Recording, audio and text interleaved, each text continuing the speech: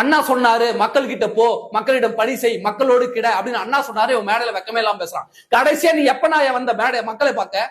கடைசியா எப்ப நான் நீ மக்களை சந்தித்து மக்களோடு போராடுன? ஒரு போராட்டத்தை சொல்லு. போய் பகுமானமா போய் பதுங்கிக்கிறது, பனையருக்குள்ள வந்து குரலை கொடுத்துட்டு போய் பதுங்கிக்கிறது. இங்க ஒவ்வொரு நாளும் மக்கள் பிரச்சனையாக நாங்கள் போராடிக்கிட்டு இருக்கோம், நாங்க குரல் கொடுத்துட்டு இருக்கோம். யோ, சொந்த படத்துக்கே பிரச்சனை வரும்போது அதுக்குவே குரல் கொடுக்காத துப்பு இல்லாத தொடைநொடிக்கு பயதான விஜய். அப்ப இப்பேற்பட்ட தொடைநடிகை அதிமுகவை பார்த்து இவ்வளவு ஏளனமா பேசுறானுங்க. இணையதளத்துல கம்பு சுத்துற அத்தனை தற்குறி பயல்களுக்கு ஒண்ணு சொல்றோம். உன் தலைவனை முதல்ல வெளியில வர சொல்லு, களத்துக்கு வர சொல்லு, களத்துல வந்து எங்களை சந்திக்க சொல்லு. போய் பகுமானமா பனையூருக்குள்ள பங்களாக்குள்ள ஒரு 60 அடி குழி தோண்டி உள்ள போய் படுத்துக்கிட்டு இந்த வீரவாசனம் பேசுற அந்த சோம்பேறி சீக்கிரத்தை வெளில வர சொல்லுங்கடா. அப்புறமா வந்து பேசுங்க, நாங்க பேசுறோம்.